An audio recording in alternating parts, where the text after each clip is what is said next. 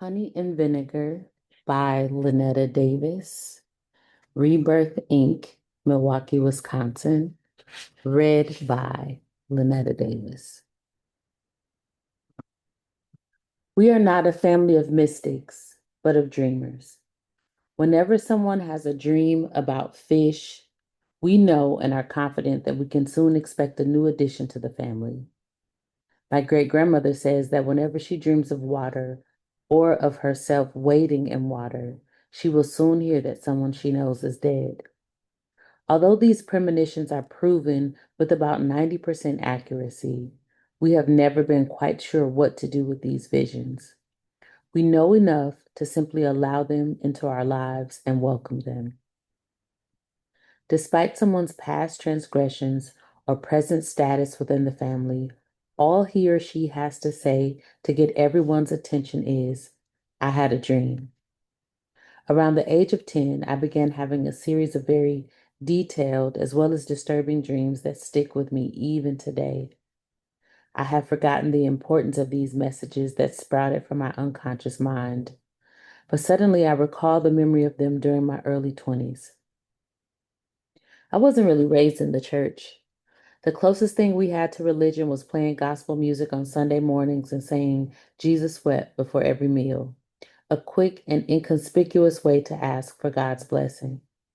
I'm not sure of the exact ages we were when my great grandmother and mommy began dressing me and my little sister in colorful tights and frilly dresses. But by the age of 10, I was fully inculcated into the practices and rituals of Evergreen Missionary Baptist Church. However, it wasn't just my elaborate tights that instantly set me apart from the other children, but unlike the others, I had been blessed or cursed with 10 years of figuring out the workings of the universe on my own. I dare not say that I had it all figured out. But when I asked the pastor, if Adam and Eve were the first two people, how could Cain go out and find a wife in a different city after he had killed his brother? Was that his sister? And if it was, isn't that wrong for a brother and sister to be married? My inquisitive nature was instantly squelched. After a moment's hesitation, Pastor Nichols responded, Don't question God. And that was that. By such an early age, I was already feeling like a fork in a world of spoons. I wanted this to work. I wanted to fit in. So I associated godly devotion to blind faith and I stopped asking questions for a little while anyway. Reverend Hughes, my other beloved great grandfather, grandmother's third husband, was the associate minister of the church. I only remember hearing him preach once. At the time, he had some kind of injury to his left arm and was having some trouble moving it. But during his sermon, by some miracle, he lifted that same arm up to the heavens as if reaching out to God. Grandmother and Reverend Hughes were my first role models for Christianity. They were loving and forgiving to each other and to everyone else. Reverend Hughes was a short, sweet man, dark-skinned, with a bald head. His head was shiny like he had waxed it. I would tease him by saying I could see my reflection in his head. I said this every time I saw him, every day of our lives together. He always laughed as if it were his first time hearing it. I loved him. Once I dreamed that my great-grandparents had picked me up from Mommy's house to go on an outing. I believe we were going to church because of the way we were dressed. We stopped at the gas and go around the corner from where I lived. A garbage truck pulled up at the same time that we did. Reverend Hughes got out to pump the gas while grandmother and I went into the store. Just as we came out, I saw the crane, which was attached to the truck, grab Reverend Hughes, pick him up, and throw him in back. While I assumed that he was in the back of the truck, the crane lifted him so high that it looked as if it deposited him into heaven. I began to cry profusely. Grandmother put her hand on my shoulder to comfort me. She leaned in and said, Don't worry, we'll go be with him one day. I didn't know it then, but that sweet, loving, and patient man was suffering from lung cancer. Soon after this dream, he was indeed lifted up into the heavens. Also, within that year, I had what I now refer to as my Jacob's Ladder experience. I saw myself going up an escalator. I couldn't see what was at the top of the escalator, but I felt peace. After a while, I began to look around. There was no one in front of me and no one behind me. When I looked to the left and the right, I saw more escalators going up. To the far left, I saw people who could fly, ascending and descending, some with wings, some not.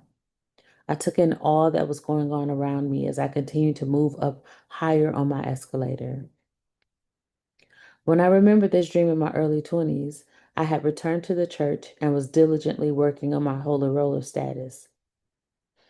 This dream made me question the thoughts that I had been avoiding, my own questions about God, the universe, and my life's purpose. To me, the dream meant that there are several different paths to God, and no one has it exactly right. It also made me aware of the extra help that is available to us if we allow it. As a child, I had been open to other religions and other ways of thinking, but my time in the church attempted to make me less open minded. However, each moment that I experienced life without my blinders on challenged the childish, inquisitive nature that I sought to put to rest. My first apartment was on the east side of Milwaukee. There were several memorable characters in that building. However, the most notorious was Pierre. He was a Vietnam vet who lived with his mother in a small studio apartment. He referred to everyone as either bro or sis. Besides the medicine he had to take as a result of his wartime experiences, he also apparently suffered from alcoholism. Needless to say, in my prejudice, while I tried to be cordial, I sought to avoid him and all others like him at all costs. One day, I returned home from church rather upset. While I don't recall exactly what happened on that day, I do know that I was put in a situation in which I felt I was under attack. I wanted to erase the incident from my mind, so I went into my apartment, changed clothes, and was out the door, probably off to seek the comforts of the mall. As I was standing on the bus stop, Pierre appeared out of nowhere. He said to me, "Sis, let me tell you something. Nobody knows what God has planned for you. Don't you let those people get you down." He continued on, encouraging me to not give up, to believe in myself. And then he walked away. I stood there, amazed. He had said everything that I needed to hear exactly at that moment. There are countless Pierres that I have encountered in my life, people who don't exactly fit the mold, other forks in this world of spoons. In every instance, they make me recall the dream of the escalator and make me realize that we all have the opportunity to rise. And when we do, it will be in our own way, and only that way can be right. Life and death. The only thing that matters, that exists between life and death, is how much you have loved. Journal entry, July 27th, 2003. Arrived in Canada yesterday on business. Everything here is beautiful. This morning, Tony and I climbed a mountain here at the resort. It was awesome to get all the way to the top. Well, actually, not to the top, but up very high, and to see the splendor of all that has been made and to see how far we had come. After breakfast, we rode a luge down the same trail. I have decided to open myself up to give and receive love without fear and open myself to be in a relationship.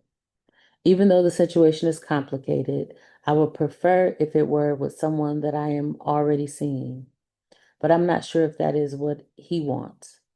I think he likes being with me, but he has some extenuating circumstances that he can't or won't try to see around. And since I'm ready now, I'm not going to wait around or hide myself behind him, shielding myself from the love or pain or life lesson or wonderful experience that is waiting for me. Why did I become a teacher? What do I stand for as a teacher? I became a teacher because I believe I can make a difference.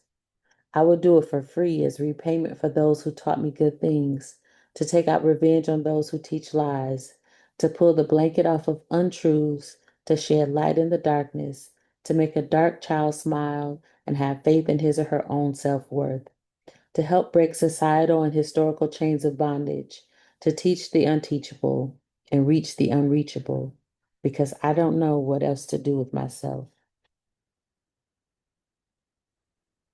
Journal entry, August 2nd, 2003. The flight from Detroit to Milwaukee was pretty scary. The plane dropped about 20 or 50 feet while we were up.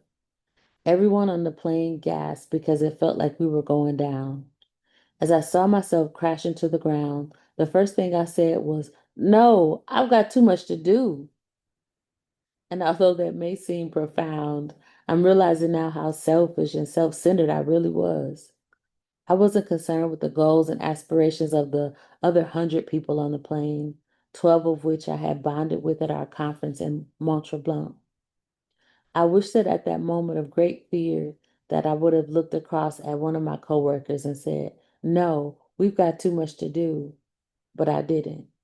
I need to work on seeing myself as part of the whole instead of on an island. Journal entry, August 4th, 2003. On the 2nd, my sister tried to commit suicide. She took 8 naproxen tablets and then lay out on the floor in front of her kids. Anthony ran across the hall and told the neighbors. Oddly, the hospital didn't keep her overnight.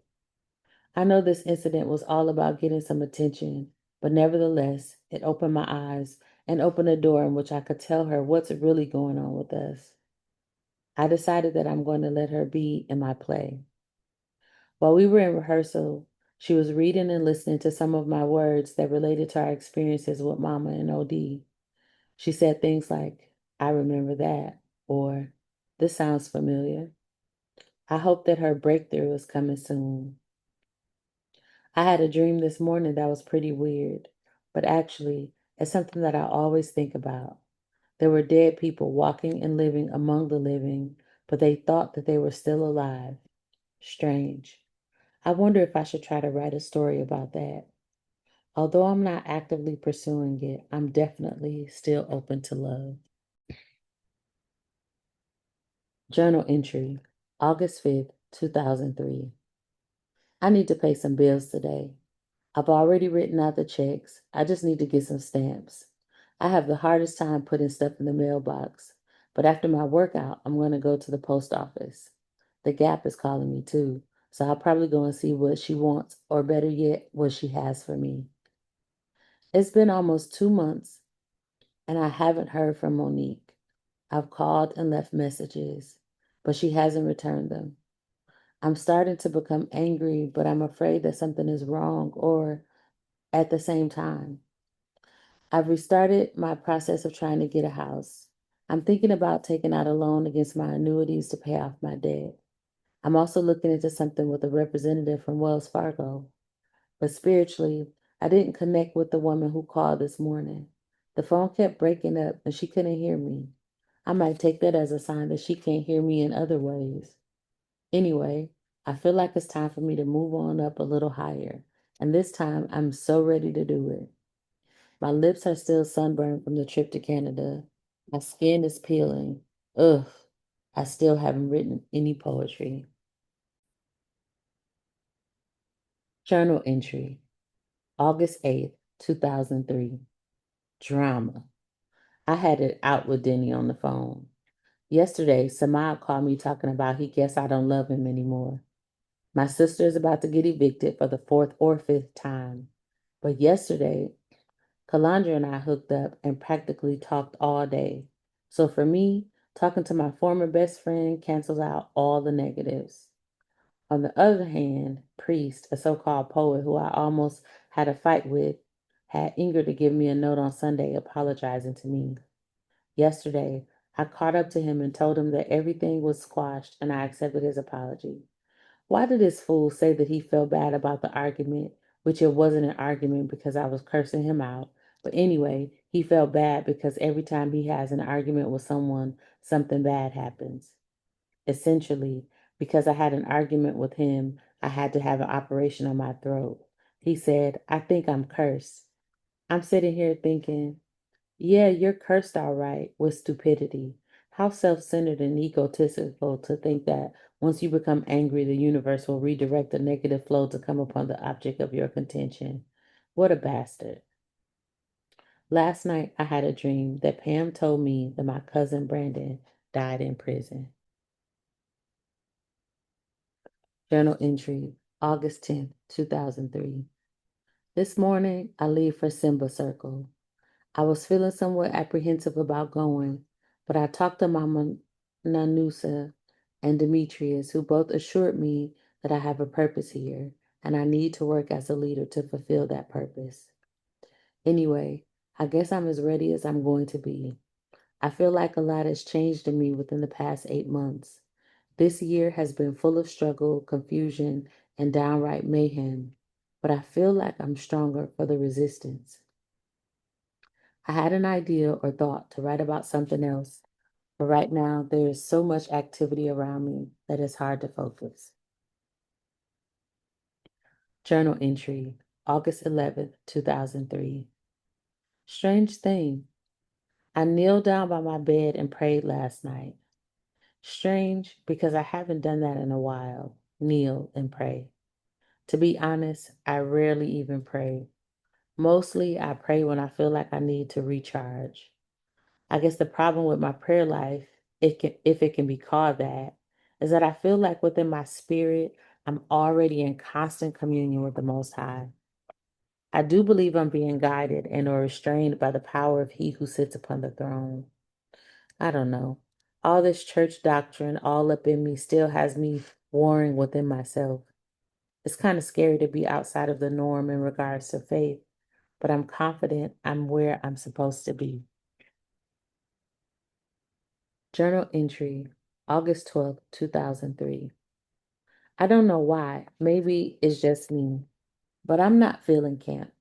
No, it's more so that I'm still feeling like I'm the appendix of camp. No significant purpose. Damn, I wish I could let go and get excited when the symbols and nation builders are singing and welcoming each other in the morning. But as I just did, I jetted and came back to the room to write in this journal. At this point, I'd rather just sit in the office and work nonstop instead of sitting back witnessing the great interaction in the mess hall and feel like I have no business being there. Being a woman can be straight up bullshit, especially if you're called for a higher purpose than anyone can seem to understand. I know it seems stupid or cowardly to hide myself in the room and write, but honestly, I don't know what else to do. I mean, I know I'm supposed, well, maybe I'm not. Maybe the reason why I'm here is to witness what is taking place. Maybe, hopefully, as they always say in those old Baptist churches, I'll understand it better by and by. Journal entry, August 13th, 2003. Okay. So I've started participating and my attitude is changing. I mean, I know that camp is great, but I just wasn't feeling like I was an integral part to the whole. Yesterday, I worked with the Baba on creating some situations in which the boys would role play that worked out really well. Last night, I stayed out till 1 a.m. working with Yahel and Brandon on a play that is Brandon's idea. Come to find out, Yahel used to have his own theater company. He gave me a couple of ideas on how to pay my actors and still pay myself and cover my other costs. Today, I'm working again with the Baba on sensitizing the Simbas to domestic abuse. We're watching the movie, What's Love Got to Do with It? The first session went really well. The Simbas responded very well to our questions and our comments. We have another session this afternoon after lunch. Tonight, we'll go deeper, and Nikki and I will give personal accounts about our lives in regards to our relationships with men. Even though I did it last year, I'm not sure how I feel about it this year. I know the boys need to hear it though. So I'm just to bring what my spirit says bring and open my mouth, and whatever comes out is what they'll hear. Journal entry, August 16th, 2003. Everything was live yesterday. I taught a poetry class with the Water Tribe, which was really great. Also, last night in the closing ceremony, Brandon, Kwabena, and I performed some poetry. I did two pieces which I shouldn't have. At the end of boxing me in, my voice started cracking. The babies came yesterday, so last night and this morning was, let's say, something I'm not used to, and the more I think about it, I'm not sure I want to get used to whining and crying and all the negative stuff that comes along with parenting. I had a dream. I think I had gone to pick up Calandra and brought her to my apartment before going out. My apartment was fat. It was spacious, nice furniture, and had a great view.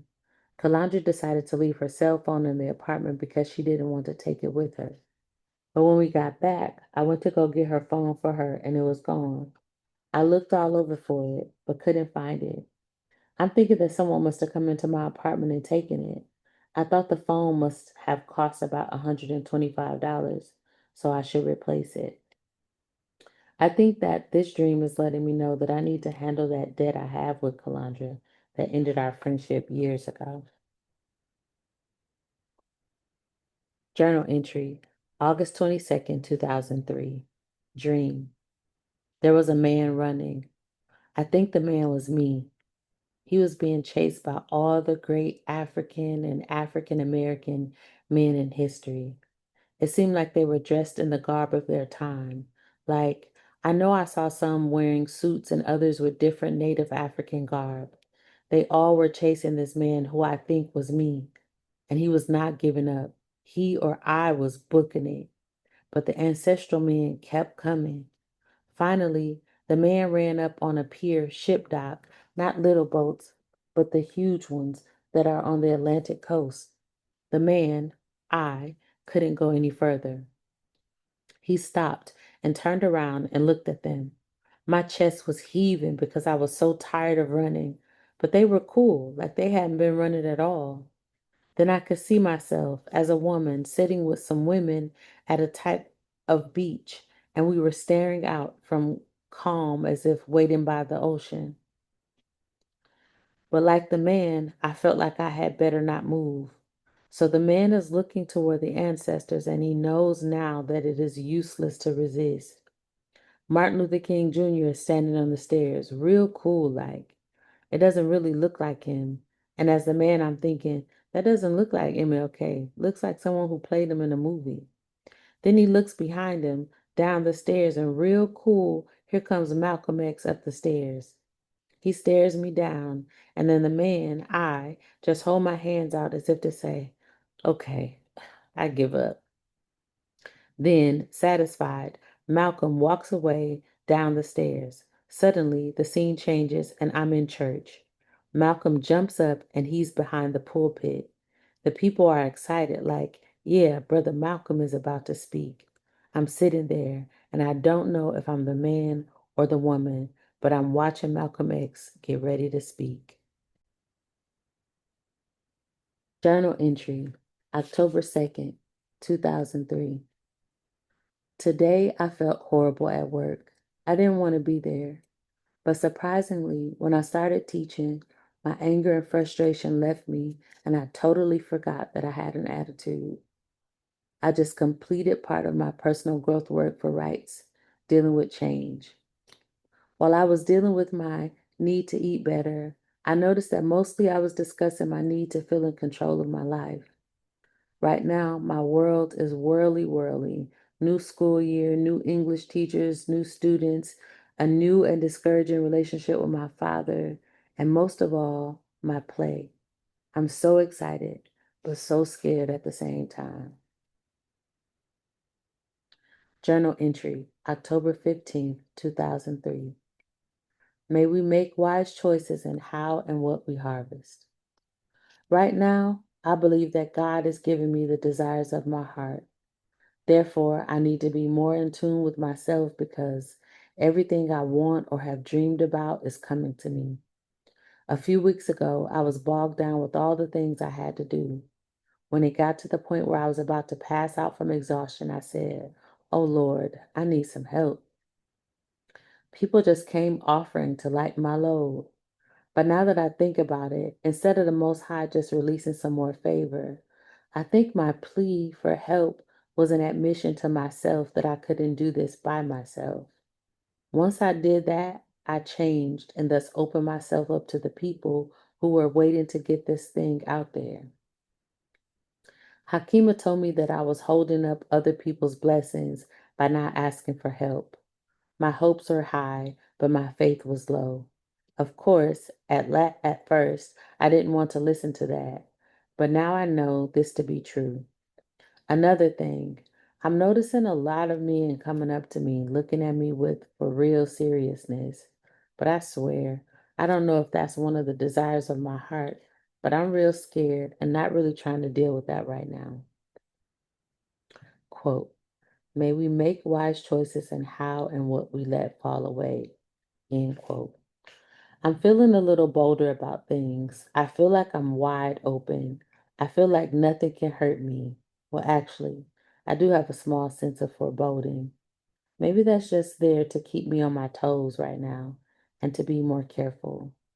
I feel like I'm shedding and breaking out of all the shackles that held me back and breaking down the wall that kept me hidden. Quote, may there be enough food for all creatures. End quote. I have enough clothes. I have enough friends. I have enough energy. I have enough laughter, but you can never have too much. I have enough enemies. I need somebody to be a witness to this table that's been set before me. I have enough negativity. Thanks. It's shaping me into who I'm supposed to be. I have enough papers to grade. I have more than enough children. Quote, may the diminishing light in our daytime skies lead us into a season of reflection, reconciliation, and restoration in our personal lives. End quote. My relationship with my sister is improving since we've been working on the play. I need to reconcile within myself that it's okay to be me. I need to restore my faith in people and the God that exists within them. I need to restore my apartment. It's a mess. Praise be unto the Creator of all, for the Most High has made us in his or her likeness. I will honor him by honoring myself. Praise be unto the Most High.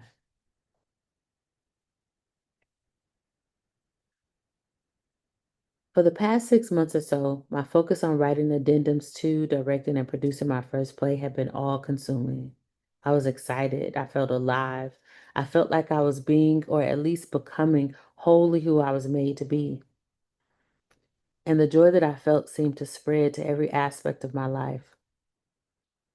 I think I was more confident as a teacher because I was leading by example by fulfilling my own dreams. All bitterness or apprehension was gone from a failed relationship with a high school friend. When an opportunity for it reappeared and was ready to be healed, I was prepared and eager to receive it with open arms. A healthy, functional, working relationship had already been established between me and the women who agreed to bring my words to life. But we soon became partners and great friends in the development of this project. The bond that had been broken between my sister and I slowly began to mend as she took on one of the roles in the play. Despite the great joy and satisfaction I felt, I was constantly haunted for about 2 months before the premiere by a strong sense of foreboding. I sought to rationalize it by saying that it would just go away or that it was just the doubt and fear of my success working in my favor to make sure that I was exact on everything. But no matter how I tried to make this feeling turn into a positive, I couldn't shake it.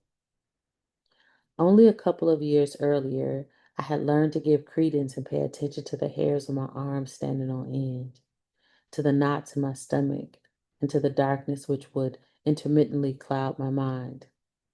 For about 2 weeks while I was driving, I felt afraid. My body, my extra senses, my woman's intuition was telling me that something bad was going to happen to me in my car. Whenever I presented with this feeling, it was so overwhelming that I noticed automatically that I would decrease my speed and double check my blind spots. The presence of fear and knowing was so prevalent that it could not be shaken. I tried oftentimes to deny it, to make light of it, but it did not go away. In hindsight, I do not remember falling to my knees and petitioning the Most High for protection, as I should have. But I am certain that as I cautiously and nervously drove along the city streets and this feeling hit me, in no uncertain terms, I pleaded, Lord help. One night, while I was safely in my apartment sleeping, my car parked out front, someone crashed into the driver's side of my vehicle and never looked back. I was devastated when I saw the damage, but my frustration was assuaged when a feeling of peace came over me, and I knew a bargain had been made or a fatal attempt thwarted on my behalf. Thankfully, the only thing that would be hurting on me was my pockets. So, when this foreboding sense manifested itself once again, I knew I would be foolish to ignore it. I felt as though something big, life-changing was going to happen. I was excited and yet very afraid. It was as if I was just on the other side of a door that once entered there would be no turning back. I also knew that whenever this great change would happen, I would never be the same. This time, instead of leaving my fate to chance, I started searching for an outlet that would sharpen my senses and bring me in tune with my spiritual self. My soul or higher self already knew what was to come, yet the interpretation of it would not reveal this thing to my mind. I needed to surround myself in the company of people who were all searching for the same thing, themselves. At the beginning of October, I joined a women's rites of passage class. We met once a week under the guidance of a very wise and active minister in the Milwaukee community, Venus Williams. We were charged with writing in our journals every day and periodically completing personal growth work. The theme coincided with the season, autumn, and we dealt a lot with letting go and letting life take its natural course, free of fear and self-doubt. One session, we entered and found the floor of the room covered with autumn leaves. We talked about how beautiful it is when we witness the leaves falling and how their death brings new life to the ground to which they returned. Subsequently, we approached the subject of death and letting go of life with the hope of something after or greater, and that there could be beauty in that as well. We brought this idea full circle by sharing some things that we needed to let die or let go of in our lives. Despite my previous experience with the accuracy of my sixth sense, I wanted to believe that I was having that frightful feeling because I doubted my success, that I was afraid of sharing my work and having it open for criticism. On this occasion, I shared with the circle that I had felt I was standing before a great door. I wasn't sure what was behind the door, but I did know that my entrance through it was inevitable, and once through it, I would become a different person. There was so much going on in my life at that time. Some things were new and exciting, the others were the same, such as my secret relationships with men that either I or they wanted to keep in the dark. Despite the distractions, my life was exactly how I liked it, action-packed. Because I could do nothing to free myself from the dark shadow that lurked in the corners of my mind, I accepted the rights group and staying aware of my surroundings as my safety net. I allowed work to free me from thoughts of what if and constantly waiting for the bomb to drop. I knew that something big was about to happen that would change me forever. I had hoped that it would come from the success of the play, but whatever it was, like it or not, I knew that everything was about to change. Within that year, the conversations with my father over the telephone had become more heated. Usually, we would delve into debate about such topics as politics, movies, books, religion, etc. In one conversation, we would have worked hard to solve the world's problems, only to do it all over again and again each week. However, in this year, my relationship with my father seemed to grow stronger as we seemed to grow farther apart in our views. We began to argue quite a bit, and yet never ended our conversations in anger, but made sure always to say, I love you. My father and I never lived together except for the summers when I visited him in Dallas as a preteen. We had always lived too far apart, so talking on the telephone was everything for us. And this part of the conversation generally, and his part of the conversation generally was very instructional. There were some things I had questions about, but more than likely there were things that he thought I should know.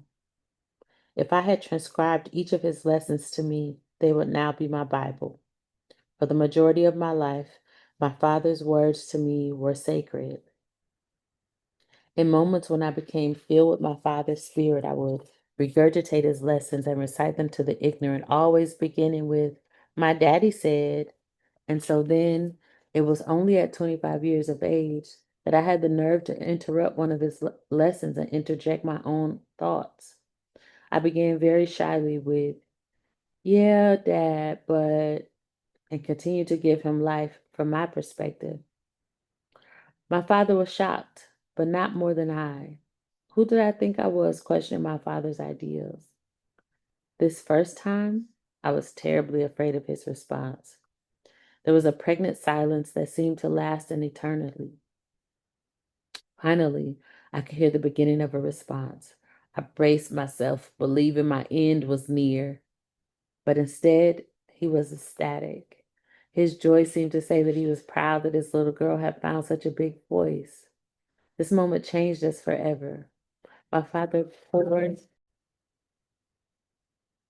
My father poured on the knowledge with greater fervor, and I drank it in large gulps while retaining the discretion to spit out the parts that were hard to swallow. Every conversation with him was like fuel, and eventually I grew strong in most areas of my life.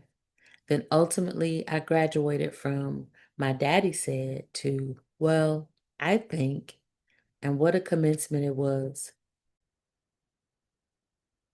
However, as of late, the separate views that were once celebrated began to create friction. After making my life burst forth, I felt that he was trying to push me back into a box. But he had created a monster that would not be contained. He had taught me the power of thinking and speaking, and oftentimes I would wield my sword on him. And yet, like a noble knight, my father was undaunted. After a grievous night of battle, which consisted of my screaming versus his calm assuredness, he would call in the morning and ask very timidly if I were his sweetheart or if I were still trying to stake my independence from my old dad. We'd laugh, and then we both would calmly explain our viewpoints and agree to disagree, at least until the next time. He thought I was wasting my intellect as a teacher, but did not support my pursuing writing full time. And above all, he wanted grandchildren. My father was so consumed by the idea of being called grandpa that whenever I scored a date, he would celebrate almost as if I won the Nobel Peace Prize. When he'd call on a Saturday night and I answered the phone, he'd whine that I would suffer the life of an old maid if I didn't get out and strut my stuff. "It's a Saturday night. What are you doing home?" he'd ask. "I didn't feel like going out tonight. I just wanted to stay home." "Why? What's wrong?" "Nothing. I just didn't feel like it." "How do you plan on meeting somebody if you're always in the house?"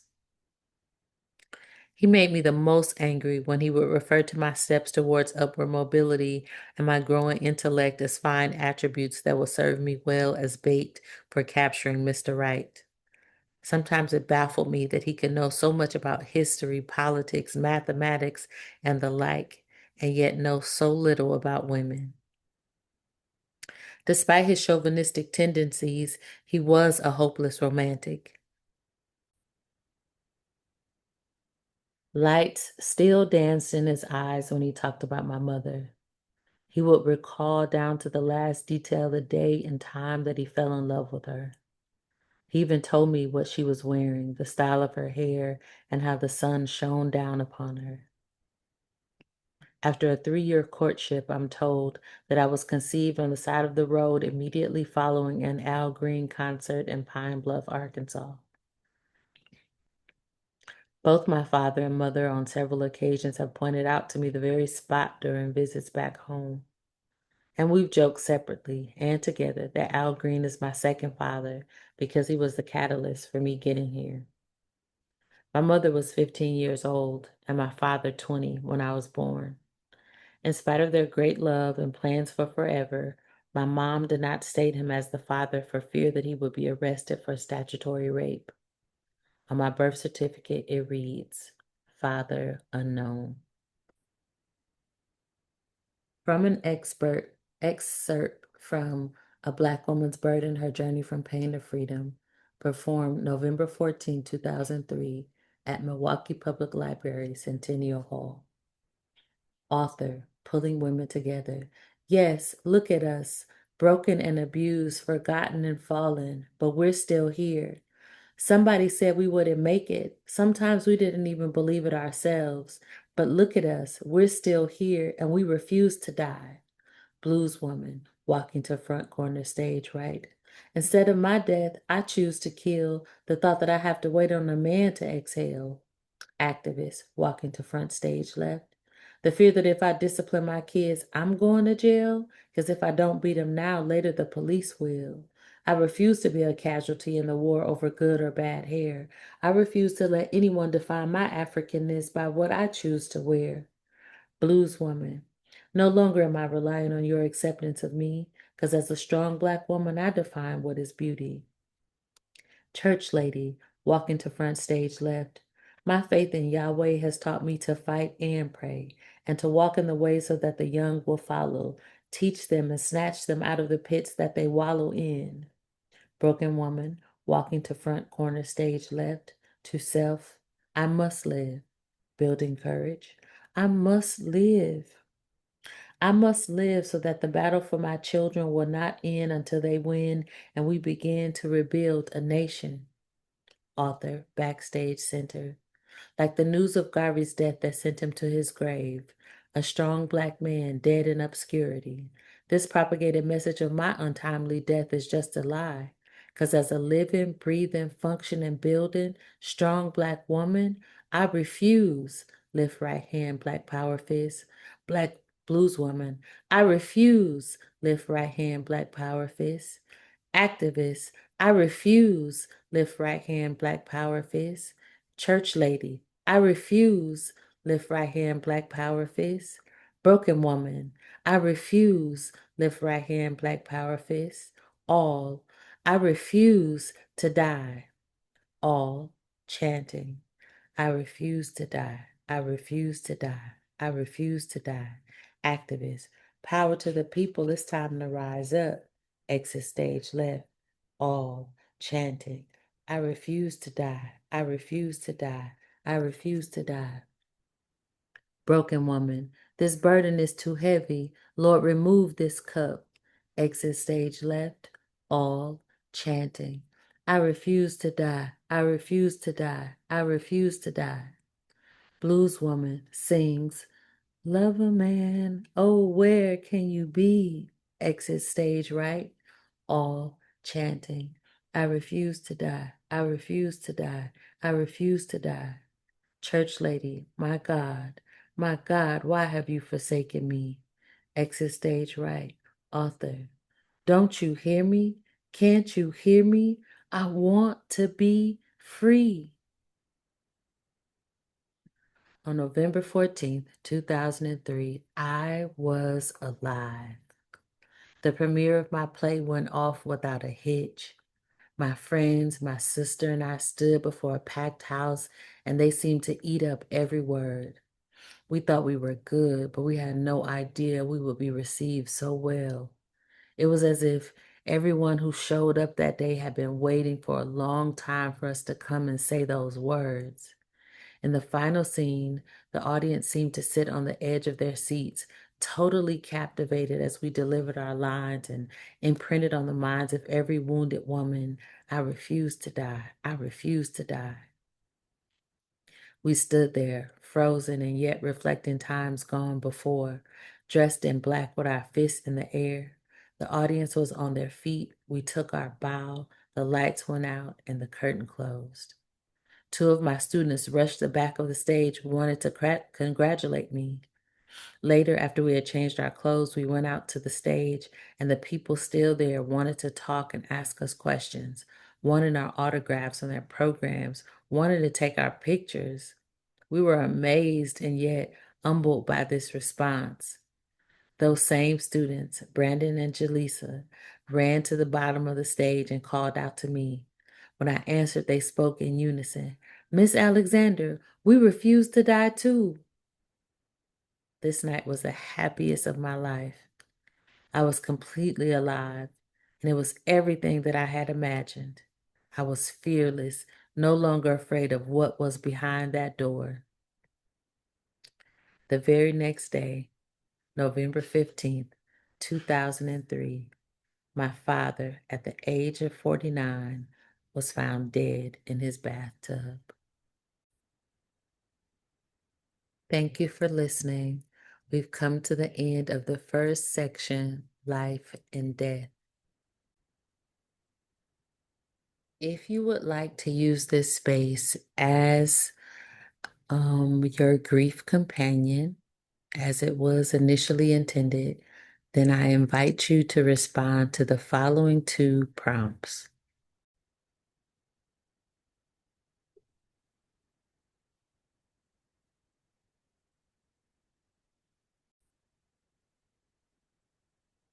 Okay, here we go.